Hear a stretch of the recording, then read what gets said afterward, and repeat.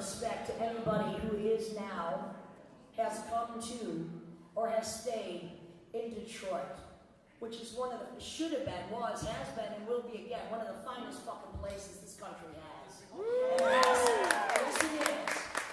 And it has to do with the spirit of the fucking people. And if I'm about anything, it's about spirit. I am about fucking spirit. And I'm about desperation that comes from the outside in and that you turn into something else. So you people are in the right place at the right time, because the fucking coasts are toast, man. They've sucked since 1990. New York is a fucking shit pit. The only one that lives there are trust fund babies that make shit like girls. Fuck it, fuck off. Girls. I'm gonna give you some words, and I thought just to mix shit up, because we do whatever we want to do, because it is Detroit.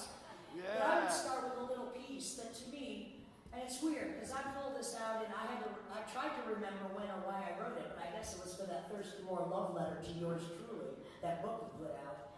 And it defines to me very well what the spirit of not only I represent, but what no wave is. And I think right now, Detroit, you are as fucking no wave as it motherfucking gets. Weasel. Yes. And for those of you that are just here to enjoy the show and maybe don't really know, you're straddling that no wave fence, because it is by definition hard to define, and we hope to do that.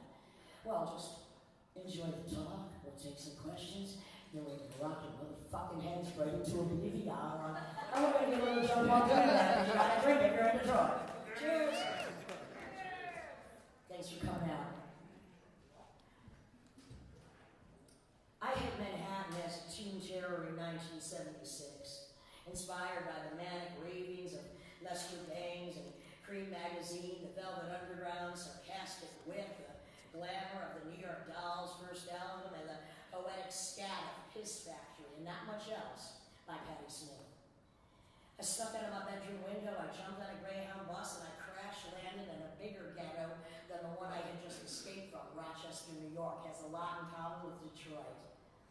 But with $200 in my back pocket and a notebook full of misanthropic rantings and sporting as I still do, it's mysterious, ain't it, a baby face, which belied a hustler's instinct and a killer urge to destroy everything that had inspired me. I really didn't give a flying fuck if the Bowery smelled like dog shit. I mean, I wasn't expecting the toilets at CBGB's to be the bookend to Duchamp's urinals, but then again, maybe 1977 had more in common with 1917 than anyone would have imagined at the time.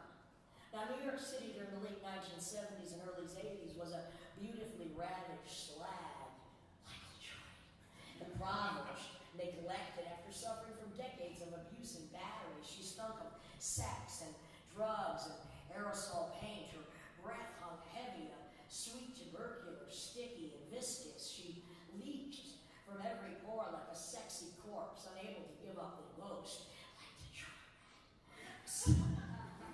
It was like a succubus that fed on new meat and fresh blood, who in turn suckled on her like greedy parasites, alchemizing her putrefaction into a breeding ground of intoxicating fauna, a contaminating nursery overrun with toxic belladonna, a deadly nightshade whose blossoms mock death by embracing a life which defied death, which in turn mocked everything fucking else.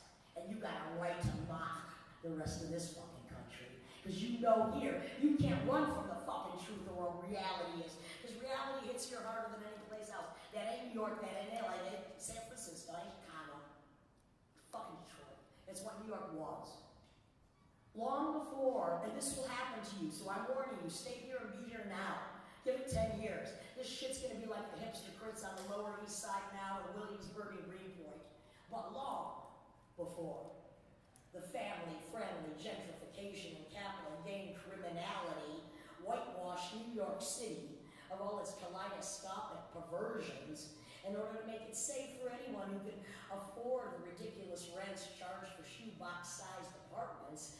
The Lower East Side, like Detroit now, played crash pad, shooting gallery, and bordello to dozens of art school dropouts. avant noise musicians, radical poets, no-budget filmmakers, and fly-on-the-wall photographers who all lived in glorious squalor and cheap tenement flats spitting distance from each other's front windows.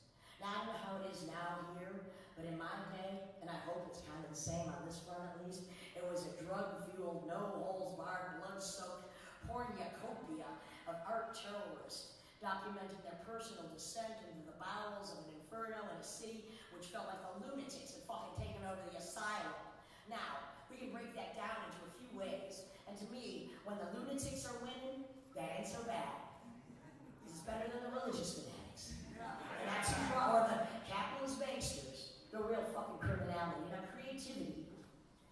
creativity is like a rogue virus. It spontaneously combusts. It splatters the brain matter of its host carriers across a finite terrain for a fleeting amount of time, but it forever stains the landscape. And historically, for instance, the hippie radicals, they flocked to hate Ashbury during the Summer of Love, seeking revolution before the acid wore off. And the heavyweight Southern African Americans migrated north looking for paid work and ended up singing the blues in Chicago in the 1940s. And the devil himself hollered when he got his great balls of fire down in Memphis, right, and Nashville during the 1950s. And the scandalous theatrics and outrageous decadence of Germany's Weimar Republic during the 1920s, well, that fostered both an uprising in prostitution and performance art. And if you don't know who Anita Berber is, please check her out, The Voluptuous Panic, because those are important books about how performance art started. And it made the golden age of Hollywood in the dirty 30s seem absolutely fucking quaint by comparison. The boisterous orgy that had begun in Andy Warhol's factory in the swinging 60s had become a bloated Technicolor corpse, kicked to the curb by the gutter punks and no-wave nihilists from the late 1970s whose idea of a good time was defined by how much noise they could make, how much art they could create, and how much fucking trouble they could cause before the cops were called in to close down the goddamn after party. Now, like the anti-art invasion, and this is where I relate, because basically I'm a conceptualist, I'm a confrontationalist, I'm fucking Dada. I feel like I relate one of the Dadas in the British punk scene. Ain't nothing in common with me. I ain't punk, I was never punk. I'm fucking no way, which means I'm Dada. And like the anti-art invasion of Dada and the surrealist pranksters who shadowed them, they had a fucking blast pissing all over everybody's expectations of what art was. No Wave was a collective bowel-cleansing caterwaul which spat forth a collective of extreme artists who defied category, despised convention, defiled the audience, refused to compromise, and has consequently influenced and informed pop fucking culture as well as mainstream media ever since 1977, bitch. It's only a movement in retrospect. Post-Ellen Vega's pre-punk two-piece appropriately named band Suicide, and before pop-punk grunge Sonic Youth, second wave, Swans, third wave, New York City was the devil's dirty litter box. No Wave, in my opinion, is the bastard offspring of Taxi Driver, Times Square, The Son of Sam, the blackout in 1977, the dud of the Summer of Love, the hate fuck of Charles Manson, the hell of the Vietnam War, Kent fucking State, the Kennedy assassinations. It was a mad collective of death-defying miscreants desperate to rebel against the apathetic complacency of a zombie nation dumbed down by sitcoms, disco, fast food, and professional wrestling, or if we bring it up to date, dumbed down now by their iPads and iPhones and video games and internet fucking dating where nothing is fucking real, so none of this must be fucking real. Whatever. Yeah, we were, and some of us, thank you, still fucking are, angry. Oh yeah, you got that right. But now I'm paid, that was pretty smart. I'm paid to be fucking angry. This is my personal life. I'm having as good a time as I fucking can before this whole thing crashes down my head. You got it. Yes. Woo! Party ain't over. And when it's my funeral party, twice as hard, baby. And I don't even know how many drugs I'm going to need to kill me because I can't even get high because I am drugs now. Yes. We were angry, ugly, snotty, and loud. We used music and art as a battering ram, and a form of psychic self-defense against our own naturally violent tendencies and extreme reaction against everything that the 1960s had promised but failed to deliver.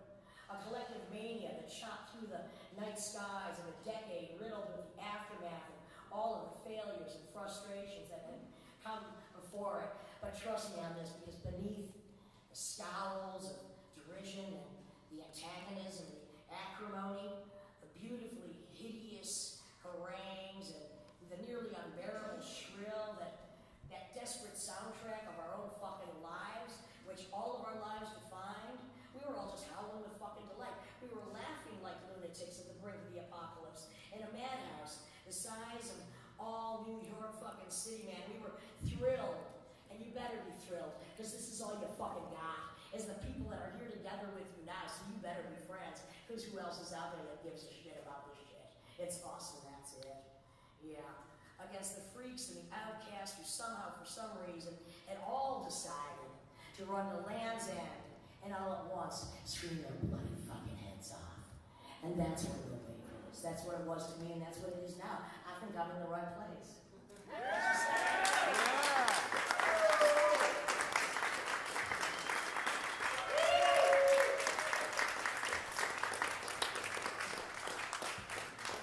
Where are we supposed to go from there? Well, Weasel Walter, young enough to be my